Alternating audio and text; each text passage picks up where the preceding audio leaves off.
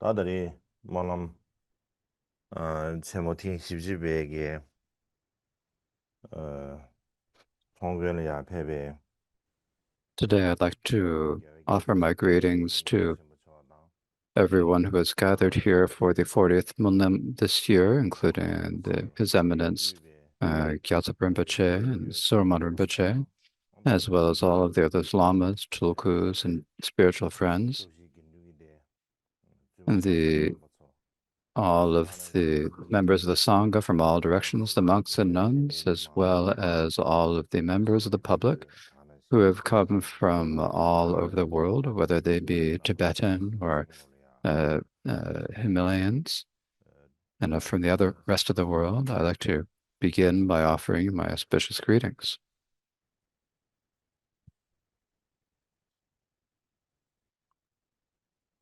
다들이야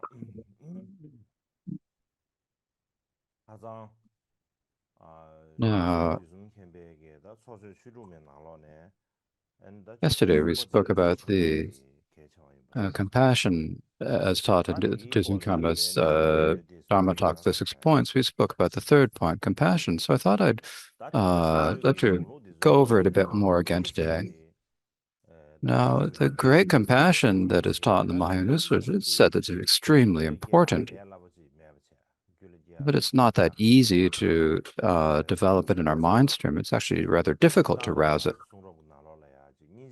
Of course, in our scriptures, what it says is that compassion is the wish to free all sentient beings from suffering. So this is, most of us know that this is what we mean by compassion.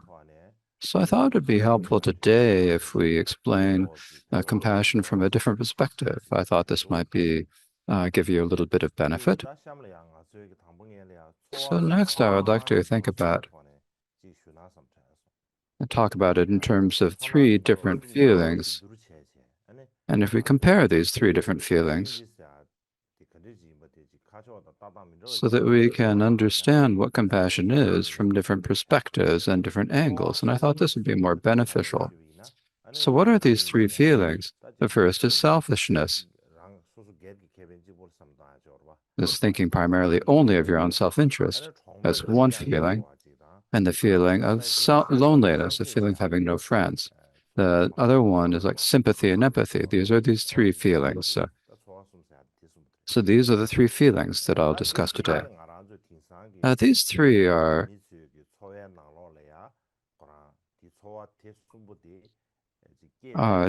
feelings that are easy for us to feel in our own lives.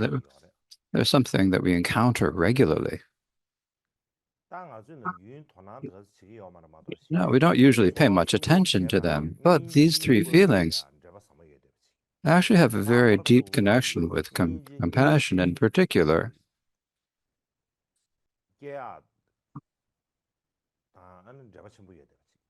They're actually very closely related to how compassion arises. So I thought it'd be good to speak about these three feelings. And so the first of them is like the relation between compassion and selfishness. I would to speak about this now.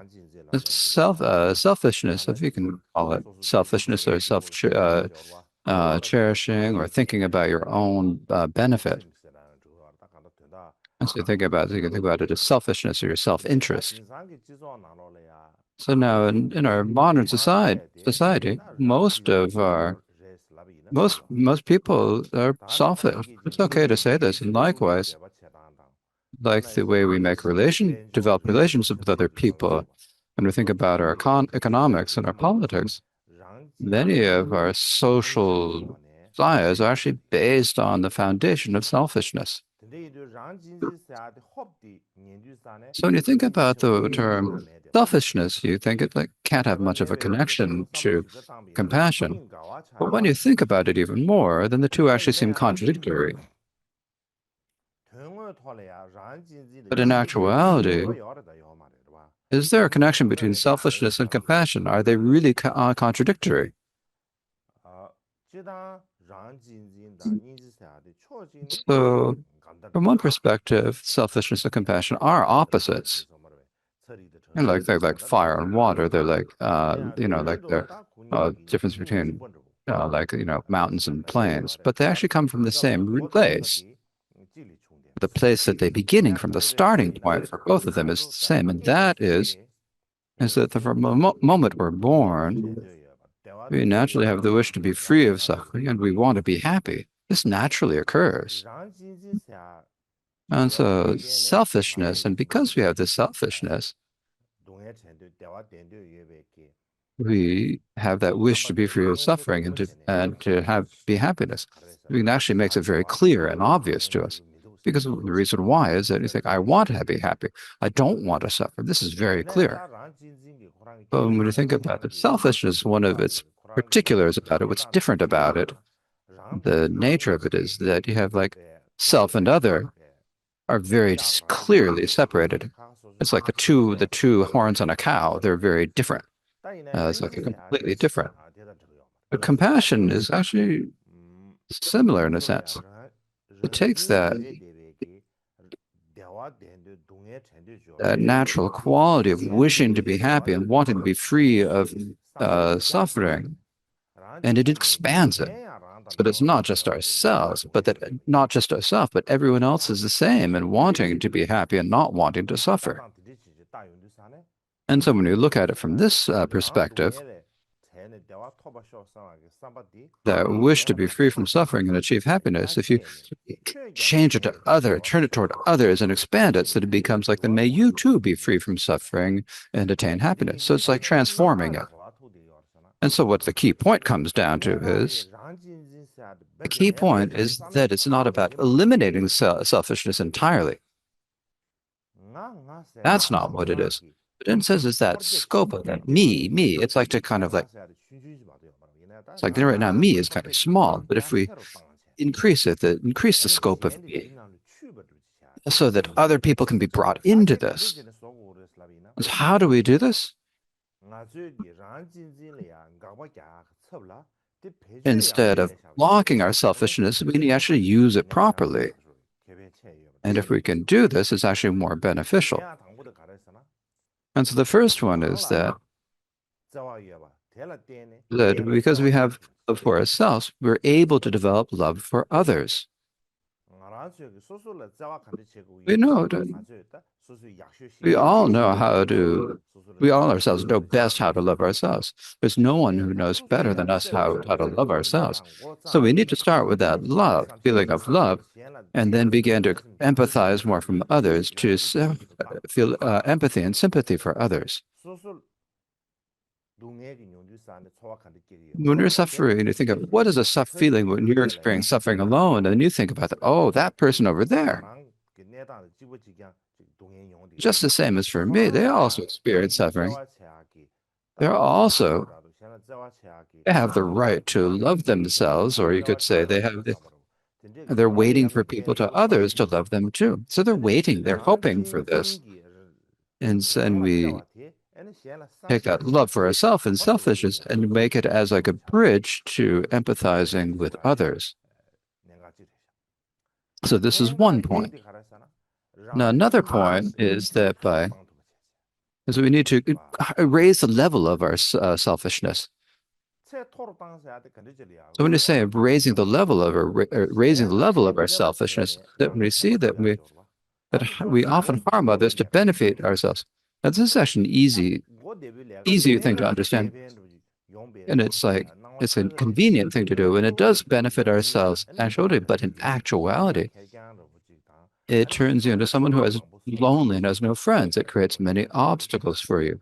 It's like the staircase to getting to that. And so if in the opposite, if you actually genuinely have the wish from the bottom of your heart to help and assist others, then not only does this bring you happiness, but it also brings you some warmth within your mind. There's like this feeling that I've done something good. So it brings us like happiness and warmth. It's thinking, I did something good. And so And so we basically have like our scope or our idea of what we do to help ourselves is actually too limited. We need to expand it and see that in order to really benefit ourselves, we need to benefit others. And if we benefit others, then eventually we help ourselves. And so this type of uh, benefiting yourself is actually a very skillful way of doing this.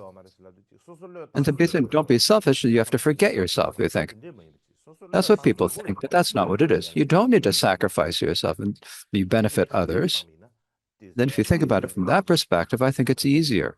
That's, I think, another way to think. Now, the third is that compassion,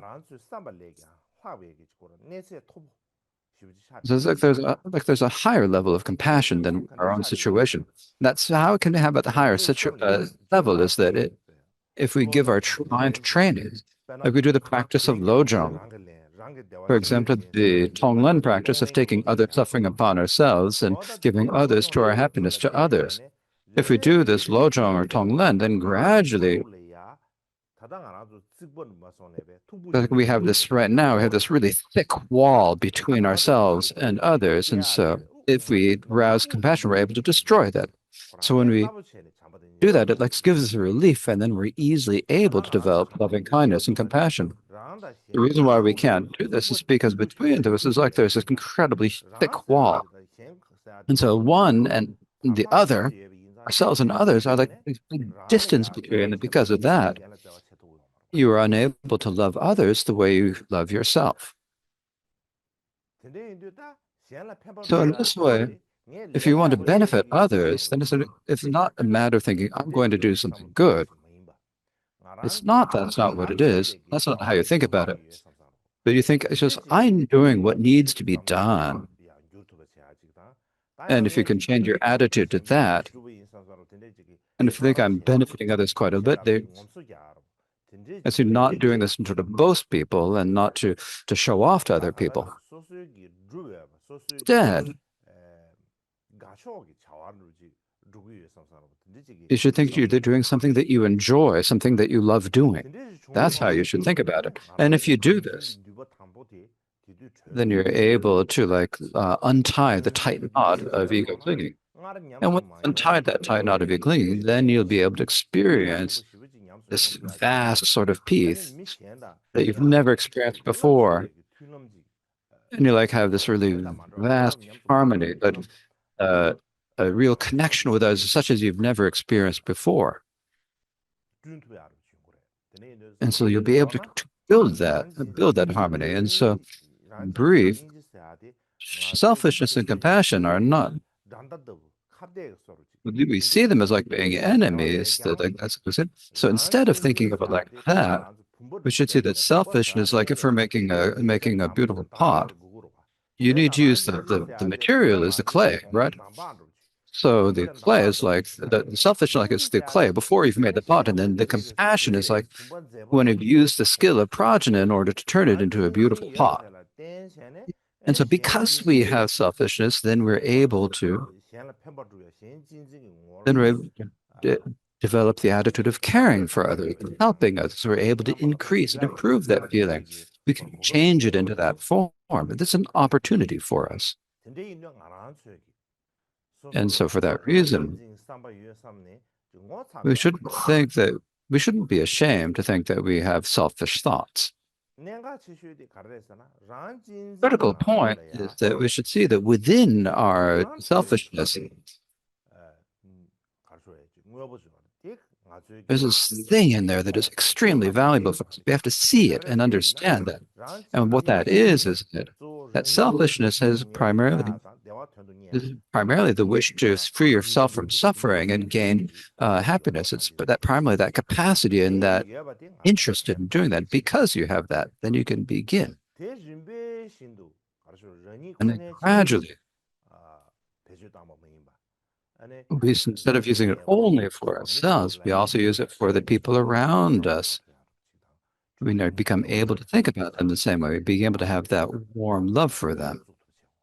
We can begin to have that. Then gradually we can gradually expand it so it includes all sentient beings throughout space.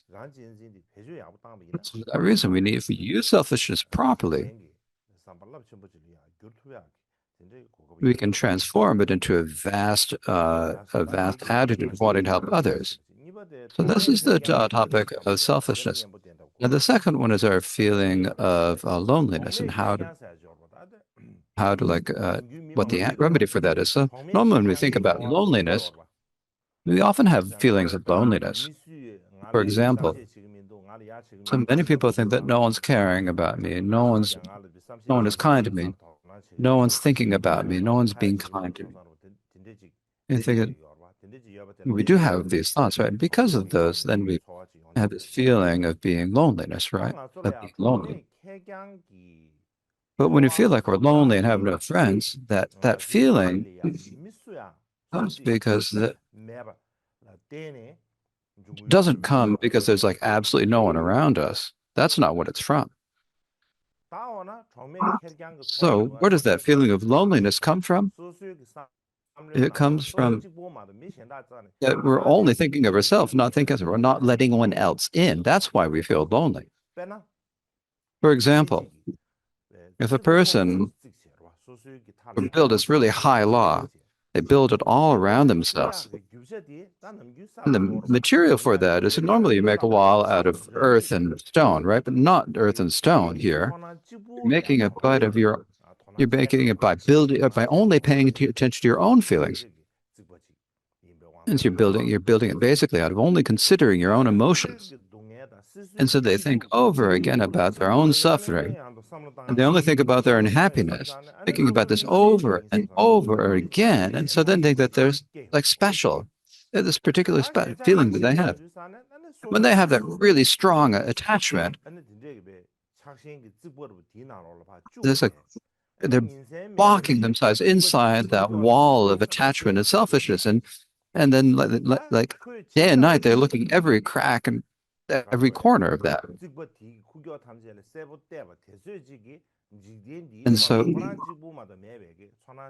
when they look at this, the closer they look, they feel or that they feel like there's no one else in the world. The enemy is outside, sounds outside of the wall can't come in, this light from outside can't come in. And so that night, they start to feel really lonely. In fact, there's no choice but to feel lonely in that situation. So that there's that wall of loneliness that we've built around ourselves or us. We've put ourselves inside it. It's like we've locked ourselves inside that. Sometimes when we think of what is the meaning for my life? Why do I have to experience this kind of suffering? If we ask ourselves that, sometimes we have a problem that comes up, and the problem is like, if, for example, if you're like on a stage, if you're on top of on a stage, of course, many of you haven't had this experience, but sometimes when I go abroad, I'm sitting on when I have to teach Dharma from a stage. On stage, there's these really strong lights that are just shining only on you, on me. And it's only then everyone else is in darkness, and you can't see anyone. You don't see the people who are in front of you on the stage unless you do like this, unless you block the light. Unless you block your light, you can't see anyone else. You feel like you're all up there alone. And so if you're paying too much attention to yourself alone and thinking, why do I have to experience this suffering? Why is it that no one's experiencing the suffering? Why am I only experiencing? If you think about that too much, it's like you can't see anyone else, and they only know about your feelings. So at that point, the most helpful thing is we have to turn our attention outwards and just demolish that wall that we've built around ourselves.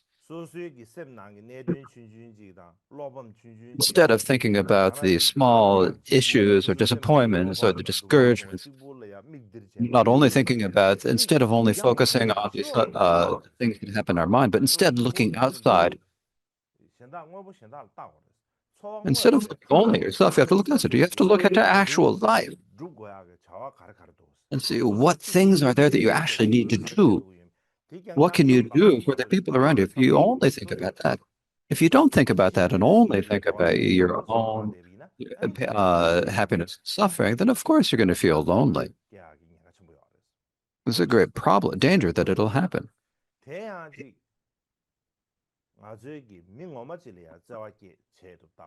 For example, if you're like able to show love to like a real person, instead of thinking that other people uh, wait for others to love us, wait for others to help us, that alone is enough. At the very least, if you can at least like you see if you're actually even able to raise a flower in a flower pot. If you have like a pot of flowers, if you buy that, can you see if you actually take care of the flowers? Or if you can, even if you don't have much responsibility in the sense, if you can actually increase your responsibility in society and benefit others, see if you can do that. Instead, we often think of ourselves as being the center of the entire world, but instead of thinking that way, but actually, if we can actually enter our actual life and see if then eventually we'll be able to, even if we can't completely eliminate the feeling of loneliness, we can decrease the feeling of loneliness or become or lessen or make it lighter.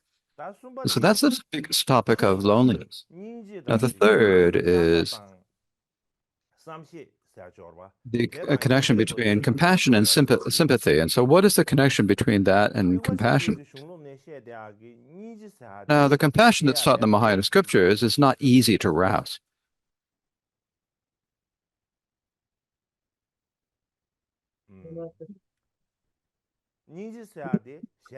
Compassion is actually not just a feeling of caring for others, but it's actually accompanied by projects, guided by wish, the profound wish. It's like that voluntary, self-inspired action. So sometimes when you speak about compassion, there's like it's like some actions and behaviors that we have in body. It's easy to confuse these two. For example, there's the danger of confusing caring for others with compassion. So empathy is when you have a feeling of like sympathetic resonance for others. If you like you think that you're having have a feeling like feeling and have sympathy or feeling understanding another suffering. We think that is what sympathizing means. When that thinks at the same time, we have empathy, concern, and the wish to help them, and so forth. It's quite possible this happens. So in brief, sympathy or empathy is like thinking, I can feel your suffering. That's the feeling that it is. However, you talk about this empathy. One particular thing about empathy is that when you're feeling empathy, it's like you see it in terms of being a situation where you yourself and others are thinking, I feel some empathy for you. That's what happens, right? So even when you're feeling empathy, there's like a feeling of holding yourself to be superior and feeling like there's a distance between the other. That naturally occurs. But compassion is not like that. When you have actual genuine compassion, it's not like I feel it for them. That's not how you think. Rather, you see the suffering of sentient beings as if it were your own experience. You look at it, you view it as your own experience. And so you view it in this way, you don't think, well, I'm doing it for you. That's not how you think. Likewise, even when you see the suffering of your own and others being the same, don't have attachment to that. It's not a special person like someone you love or the people who are close to you, your friends. You have the equal compassion for all sentient beings. And so for one perspective, and when the six things, there is first compassion, then prajna, and then compassion. And so this compassion needs to be related, connected to the prajna. Excuse me, when you have faith, Because you have faith, you can rouse prajna. Because you have prajna, because then you develop compassion. This is the way, one way that you can approach it. There's a lot to say about this, but I won't say it all today. So in brief, there's like a inseparable connection between compassion and the view of interdependence. So this is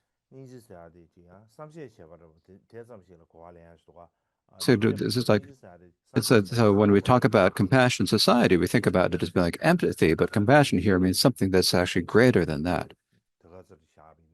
So that was a short description of that, and I think that's enough for that right now. So next, when we talk about how difficult it is to rouse compassion these days, there's very difficult. And there are actually four great obstacles to rousing it. I'd like to introduce them. And the reason why is that because of many situations in our society, we feel that our compassion is actually even more difficult than it was in old days. This is a situation that we find ourselves in. But it's not that it's impossible to arouse compassion. It's just that it's difficult to raise compassion. So rousing compassion is difficult, but that doesn't mean that it's impossible to rouse it. Because it's difficult to rouse it, it's actually more necessary, more valuable. And so for that reason, so next I would like to think about what the obstacles are for us to rouse compassion these days. What are the obstacles to rousing it, and what are the opportunities for doing it? So I thought I would give you an introduction to that. So first of all, I would like to speak about the obstacles to rousing compassion. First of these is the first obstacle.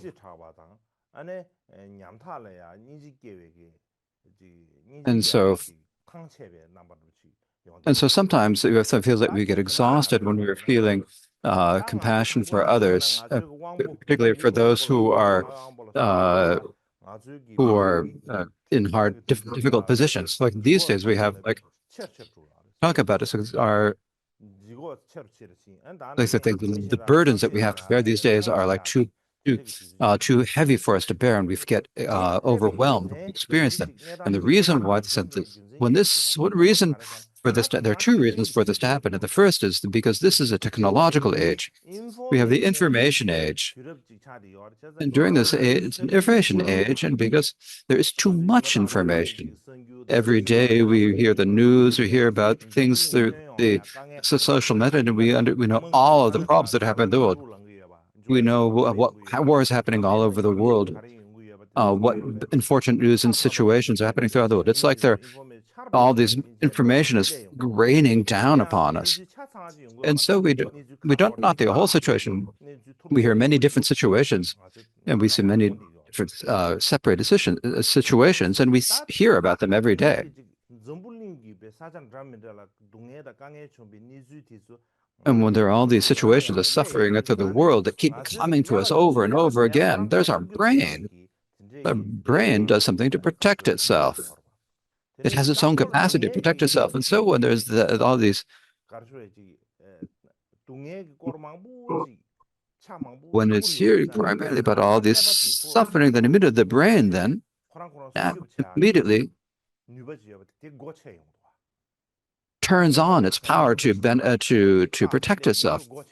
When it hears something pointed, just when it gets to situations, it turns that on. Then, so first when we see these situations, like we're like amazed or surprised, and we think, oh, what a horrible thing has happened. We have that empathy. That does happen, but gradually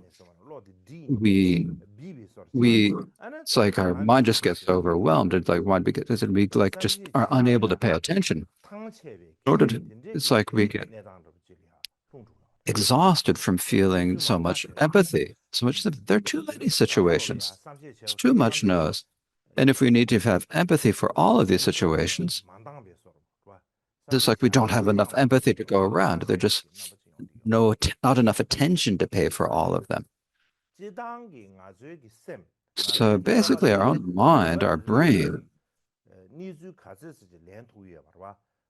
뒤통수 there's like 소아카르트지 렌토유메세한테 꼭 terms 체해줘야 of there's a limit to the 체해줘야 amount of 말로래 suffering that our 인정물이 mind 요구에 can pay 너도 attention to. 상관로지 This limit 나는 to what it can do. And if so we 레벨 was not we're 나로래 unable to accept all of the suffering that 이래 happens all over the 이래 world, it just won't fit in our mind, within our brain. 레벨 나로 So in all these 레벨 situations, and they're 레벨 not 얘는 그 the brain is unable to bear it, and then eventually the brain itself, just in order to protect itself, turns on its power to protect itself, and then I think that time we become like numb.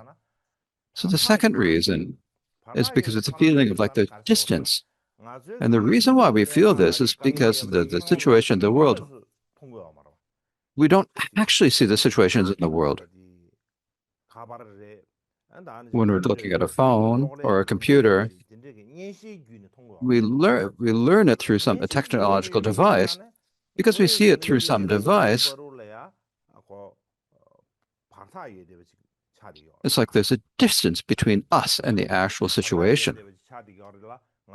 So because it becomes a situation, and we don't have a direct connection to the person that we're feeling who's experiencing suffering. We can't reach out and touch them because there's this distance that that thought of compassion is just more like a conceptual thought. It's like a feeling like this happened. It's not something that we can continually feel put into practice. And then in our actually daily activities, it's not something that we can actually put into activity. Particularly if we look at our situation, we just look at it on social media, we just look and we just go through and we scroll through them. And if it's bad, we think, oh, that's a bad. Whatever it is, we just scroll up and scroll down and keep scrolling down. If we do that, then in just short time, we're saying, oh, this happened. It's just sort of like just hearing about it, but you don't have this real particular feeling about it. So this is the first obstacle to us to resignation. And the second obstacle is because of the strength of individualist outlook. And the reason for this is that these days in society, what is considered most important is own individual needs, and our competition with others is continued most important, and also the level of our works. It's also we consider best if you can do activities in a short period of time. And so this is the way we think about it, right? And because we have that feeling, we have this feeling of things that I've done, and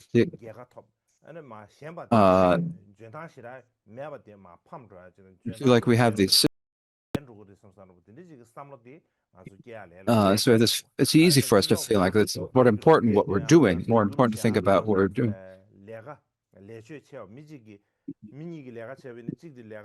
So when we're practicing, so when you have to need something,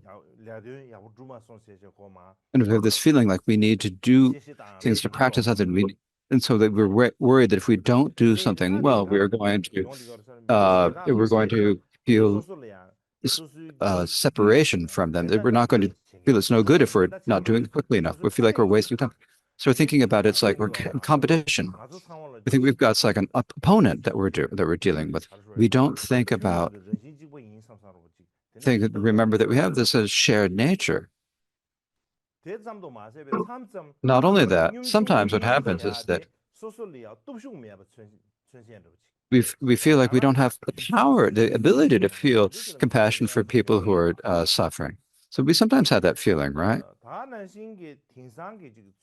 Likewise, in these days, because our pace of life is so quickly these days, we feel like we never have any time to do anything. Every time we have time, we never have the ability. And so because of that, we're always in this situation. When we're in that sort of situation, the only thing that we pay attention to is the way our own life, be it paying our rent, paying our mortgage, educating our children, And so we're only thinking about how to raise our children and so forth, and spend all our time doing this. And so we're paying attention to our own situation. We're not worrying about others. We're not able to think about others. We're not able to eliminate our own difficulties. How can we help others? And so this is the state that we've fallen into. And because of this, within this type of situation, we have like no opportunity to feel love for others. In addition to that, you also have to develop a compassion. It's like you're just like an exaggeration. It's like impossible. Something that an ordinary person can't do because there's so many people. The old days, they had a lot of time, the old days, right? They had a lot of free time, but these days, everyone has to go to work. And so they sleep at night, but other than that, they're spending the day, running around in busyness and using up all their time. And so within that time, there's like no opportunity to think about anyone else. You're only thinking about others' situations, and this is because that you're unable to live in the middle of that. You think that you have to meditate on compassion. You think that this is something that only rich people or happy people can do. It's nothing that I can handle. This thought sometimes happens, right? Now, the third point is that we're in a consumerist society, like we have like commodification of emotion. We're talking about, you know, consumerism is like, it's like talking about buying and selling things. So this consumerism gives us the difficulty that the consumerism gives us. And so we only think about our own desirings and feelings. We're thinking about them when we look at advertisements. For example, we see a lot of ads on our phones, right? And when you're going when you're driving along a road, you see advertisements, and and this increases our desires, right? The things you should get this. You deserve this. I think there's no way but to feel like all the things are saying. You say this you deserve this. You must have this.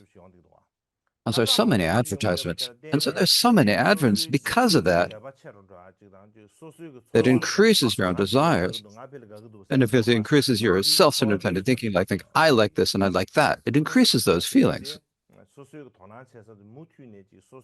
So your attention is always focused on what you want, and you're not thinking about other people's about other people. You're able to pay less attention to that. Likewise, within the social media, there's like a like button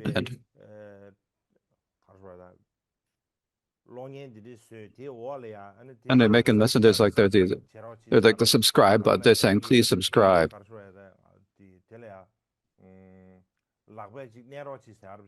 Oh, if there's also, they press the like button, they say, right? They say, please praise me, basically. What happens because of this is that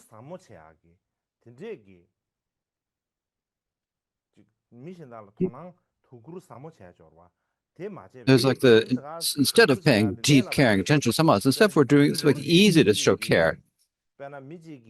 If there's something that you should care for and pay attention to, like in YouTube, to make a movie, then at the bottom, if you're gonna plus you think either this feeling that you've done something, you've got this like mistaken idea that I've done something good. The other person, they're saying, please like this, please like this. And if you like it, you think they say it's really beneficial if you do this, and so you press like. And you think you've done something really important, right? That's what we think, right? Because of this, that when we get to actually practicing, that decreases our actual ability to do practical things that benefit others. And when that happens, then passion becomes like too easy. It's like become commodified. So actually, what's really important is because actually we're not doing anything. Actually, we're just pressing a button. You can't say that just pressing buttons on YouTube is helping others. And so it's getting easier. and it becomes easier and easier and becomes less and less value because it's becomes shallower and shallower. It just becomes something that we do for a show. Now, the fourth one is the last one. Another obstacle that happens to developing compassion is that it's like like reject vulnerability and we like obsessed with positive energy. So these days in modern culture, we have the positive added, like optimistic attitude, like having like being success and strength. We think this is really good. We think about that. So we always think about the positive as being good. When we think about suffering, pain, or vulnerability, or defeats, or failure, we think that's no good. There's a lot of discussion of that. Sometimes even when you experience suffering and you speak about the suffering that you have, when you think about something that you want to share, then people say, "Oh, they're really negative," as like they're as there's so much negative energy, and then they label you as being having negative energy, and so they give you that label of having negative energy. And so for that reason, this situation, this like actually decreases our opportunity to normally feel it. We lose a lot of opportunities to feel compassion, to think of others. Whether it's our own suffering, other suffering, we have less capacity to actually feel deep empathy and compassion for that. We have less, if we're not able to, and if we're unable to do that, then we have no foundation for arousing compassion. So for this day in the modern life, we have many different obstacles that it perceives. These are the four main obstacles to it. However, from another thing, if we look at it, because of their modern life actually gives us more opportunities to gather to do this. Of course, there are many obstacles to this, but also, in addition, because of some situations about today, there's more opportunities to apply your prajna. There's more ways to develop a wise and resilient compassion. And so it gives us many opportunities. So the first of these is that like we have like a global vision. I feel like there's no borders. We know more now than anyone knew in any previous area in history. We can see that.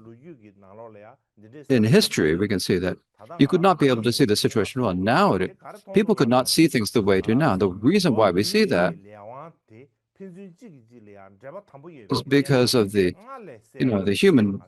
human karma is also tightly connected to each other. For example, when we're talking about climate change, when you're thinking about pandemics such as COVID, these are like we're able to see that connection.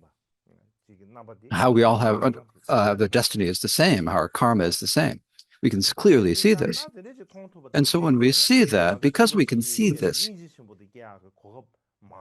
that gives us more opportunities to develop the great compassion that Buddhism talks about in the Mahayana. Whether no matter how far away they are, whether or not we know them, whether or not we're in the same culture, we can have a feeling of responsibility for them and care for them. In the past, the older generations would say all sentient beings, they say all sentient beings are with. They'd look up in the sky, but they wouldn't be able to see the whole world. They'd say there are sentient beings wherever the world is, and they just look up into the sky, but actually they had no idea where they are. But these days, in this era, when we think about East or West, where it is, there's nothing that we can't know about. And so for that reason, we have more opportunities to arouse loving kindness and compassion.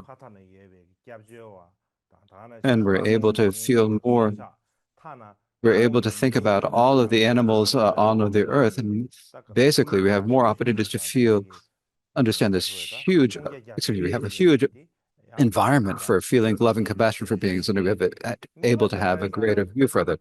Now, a second aspect here is that because of scientific understanding, we can develop, more rational compassion.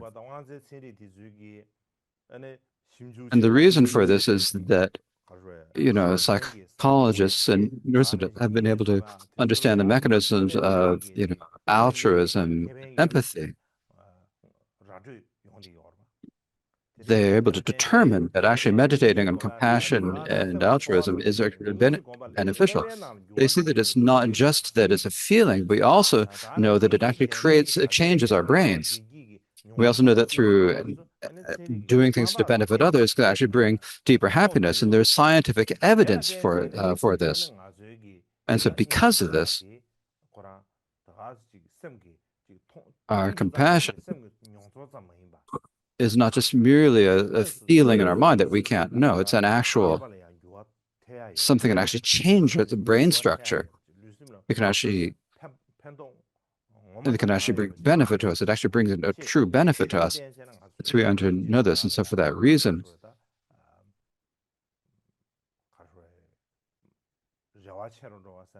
we have, like a kind of a greater hope to be able to arouse compassion. We can have more confidence. So now the third is that there are these days, you have the internet, and you have many different foundations and charitable groups, and because of them, actually they're they give us a way to we can actually do things to help in situations that we are interested in. For example, in an instant, we can, when there's a disaster, a place thousands of miles away, in an instant, we can actually benefit others. In the past, that was impossible. Likewise, through the internet, we can, support charitable foundations through the internet. Or through social media, we can actually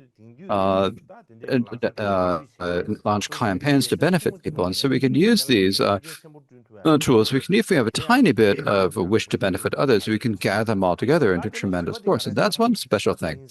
Now, the fourth thing is that within today's society, there are a lot of people who have mental difficulties, there's a lot of those very severe ones, and so like anxiety and depression, feelings of emptiness, and so forth.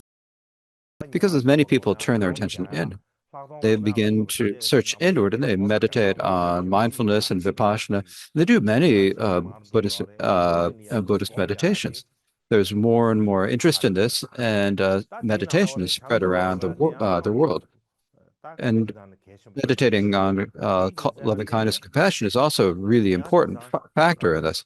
So there's so many people who have mental difficulties, and so this gives people, there are more people who take interest in training their own internal minds. And so for that reason, it gives us more opportunities to meditate on compassion. So for one perspective, so the modern society, from one perspective, is one that gives many obstacles to meditating on compassion, but it also gives many situations and resources for meditating on compassion. So next, I would like to speak about how is it that modern people can meditate on compassion? What methods can they use to do this? To give a few examples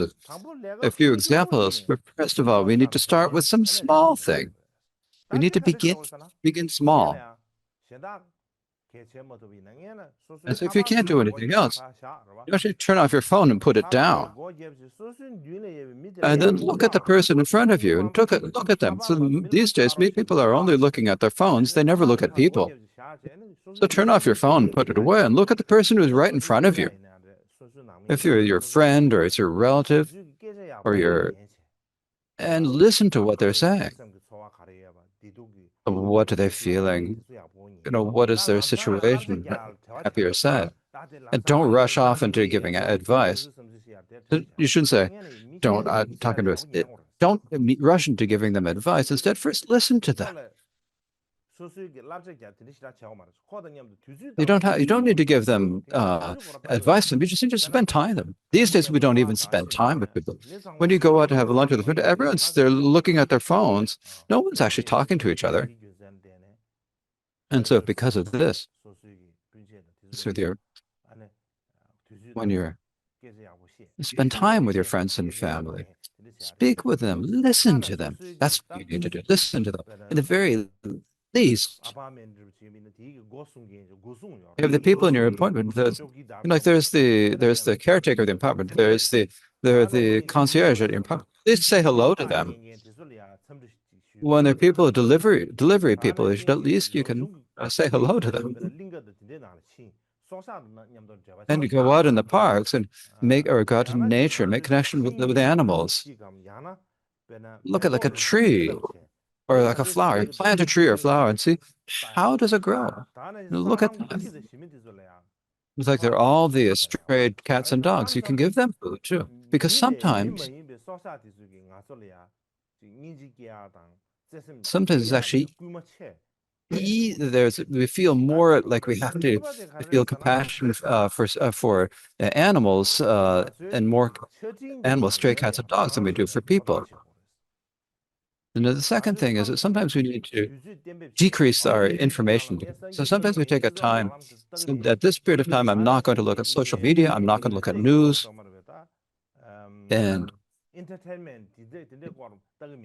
And then I'm not going to look at entertainment. And like the shopping sites, right? Places say buy these clothes or whatever. So turn those all off. And instead look at things that are going to be beneficial for your mind and helpful to you. And the third point is, first, when we meditate on compassion, think about all the situations of the world and all sentient beings. But don't do that at first. Instead, start small. So you think about all sentient beings. We can't if you think about the entire world, you can't. So the first thing you think about is, so if one time, think about, can you help one person? Help one person at a time. You can't help thousands of people. To help one person. For example, like you do some volunteer service or sponsor a poor child. Or if someone you don't know has lost their way or doesn't know their way, to give them directions. So do something small. You start with small things and advise it. Start with small things and work up. And you can't start with the vast immediately. And the fourth point is, we have suffering and others have suffering. And because we have to accept that we have suffering. We need to accept that we all have suffering. We are allowed to have suffering. It's okay to have suffering. And it's appropriate to have it. It's not like you can't have it. So we need to accept our pain. We need to say that when you have experience, you have to say, I do have difficulties, and you can't be ashamed of that.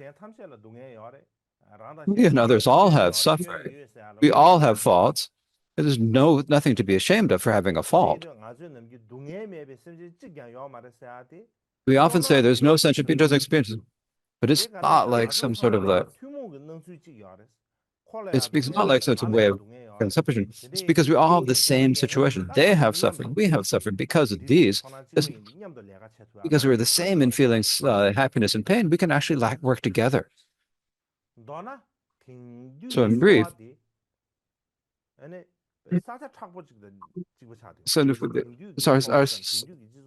our lifestyle these is actually very, it's like a very hard ground. And if you want to plant and it's difficult to plant and grow the seed of compassion.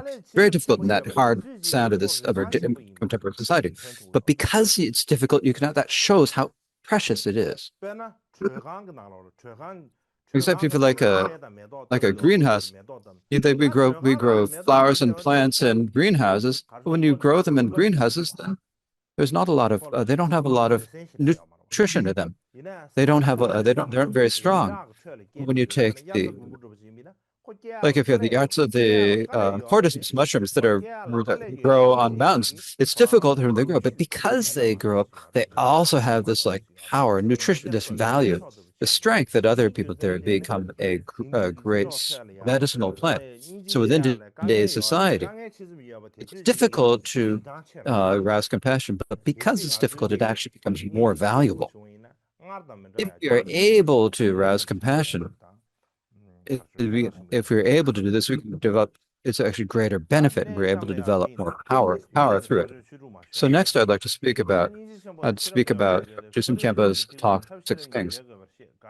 Therefore, we need compassion and prajna that are linked together. The vehicle of the transcendences explained that we need means and prajna that are linked together. The Gaya Shirsha Mountain Sutra says, means without prajna is bondage, prajna without means is also bondage. Thus, it is important to have means and prajna that are connected. The meaning of the explanation, the secret mantra that creation and completion must never be separated, is that if either one of the two is not present, you will not achieve an exalted enlightenment. It is like a bird with one wing cut off.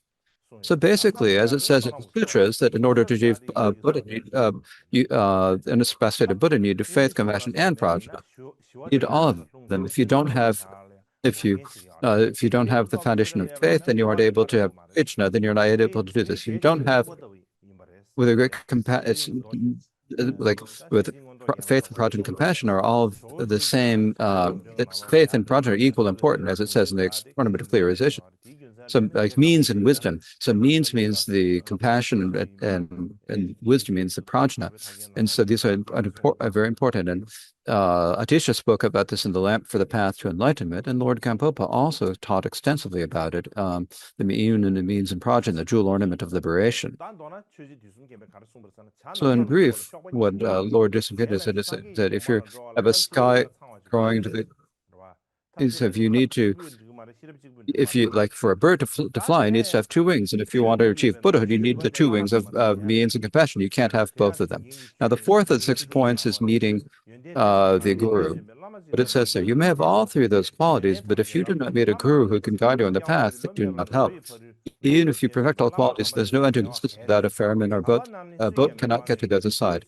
As this says, it is important to meet a genuine guru. No one at all should regret the great. Serve the spiritual friend in a subdued manner. When close to them, their qualities and tameness will rub off on you, even without being specifically cultivated. This is how we need to follow a genuine guru.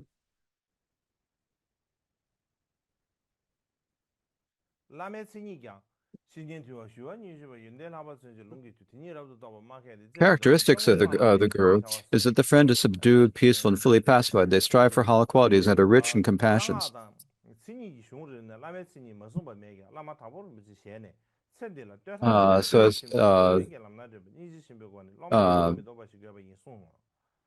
So these are the characteristics of the guru taught in all of the gurus. So it's not a single stricture, the secret mantra prajna period that does not talk about the characteristics of the guru and Karmapa. You need someone who's cut the ties of dependence on this life, who can guide others on the path through great prajna, who, because of great compassion, does not forsake their students. So first, gurus are dependent on this life with sufficient students who do not serve them and so forth, but they won't touch instructions those who do not. They may make this life as long in length and wide and breadth as they can, performing even more wicked deeds out of greed and hatred. Their students serve the master and commit more and more wrongdoing. If things go wrong, that is not difficult for oxen that are yoked together to fall into a chasm. Therefore, you need a master. Cut the ties to dependence of this life. However, without a master, the master will not know how to teach the Dharma that fits the student's mind. If in order to benefit beings, you must different inclinations, the master needs to let them statute to meet students' intelligence. Lord Atisha said, in this brief momentary life, we do not have the leisure to hear many treatises on non-Buddhist subjects, such as grammar. If we don't have the leisure to study them, the many treatises on Buddhist topics are what are important. But if they lack compassion, at the times when they experience the slightest suffering, they will think that they are unable to care for the people around them and get distracted. When you have to benefit many contentious sentient beings, it is possible human beings will try to turn the Dharma, they'll respond to many unkind words. If you lack compassion, it's possible they might think, even though I've given them Dharma, they will work hard for them. These dunces won't listen, and then might want to give them up on them. And if you have little compassion, it's possible to won't do anything to care for your students, they'll experience suffering.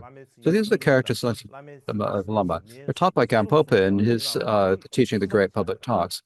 And so this is the Lama that has 2 or 3 or 4 characters. Now, the fifth of the points is requesting the Dharma teachings. And what it says is, yet even if you follow such an authentic guru, it does no good if you do not request the precious instructions. Dogs, horses, and other animals associate with the Lama, but it does not help them. Merely serving the guru for a million years will not help. You must request instructions that have not been muddled. They must not be mixed and diluted like market for sale. They must not be mixed with too many words and expressions. You need the words and blessings that have been passed from one ear. Next. And then after that, the sixth point is putting them into practice. And what it says in the six things is, however, if you do not practice appropriately, if these instructions are confined to a notebook, they will not help you. Does merely reading medical books bring benefit to patients? Reading about medical treatment does not help. You must prepare the medicines and take them. Simply just having instructions is not enough. You must practice them. The Bhagavan said, I have explained to you the truth that cuts the pangs of suffering. The Tathagata is one who teaches you yourselves must practice. And so in this way, it's extremely important to practice. Düsum Khyenpa says that it's extremely important to practice properly. And following this, it continues in the six points. It said that receiving all the explanation of many instructions is no different from the music to a deaf person, no different from dying of starvation in the limits of food. The fault is not being able to eat. Having the instructions is not enough. Practicing is interpreted, but it all boils down to this. When we are lying on our deathbed, drinking our last drop of water, surrounded by those close to us, drawing our last shallow breath, we need to go from light to light and happiness to happiness. The Idams, Dakinis, and coming to welcome us. From now on, we have to brush the snowflakes off our own coat sleeves. This is important. Remind us. Beings who can take up and practice stream of nectar that Sukata spoke well, the ore from which comes happiness, dispelling the torments of the actors, the supreme jewel on the sapling of enlightenment planted firmly in the mind, and thus may they break free from all the places where there is suffering. Thus spoke the precious Guru. And so now I have completed the teaching on the six things that Dharma talk by Düsum Khyenpa. So I spoke about the first three of the six things in detail. And I think that for the time being, it's okay not to speak about the other two. The first three are faith, prajna, and compassion, right? So for that reason, if you don't have faith, then you're not going to enter the Dharma at all. If you don't have faith, prajna, then you won't be able to overcome samsara. If you don't have compassion, you won't even want to achieve enlightenment. You won't arouse bodhicitta, then you won't achieve Buddhahood. And so these three are extremely important. So please keep them in mind. That is enough for today.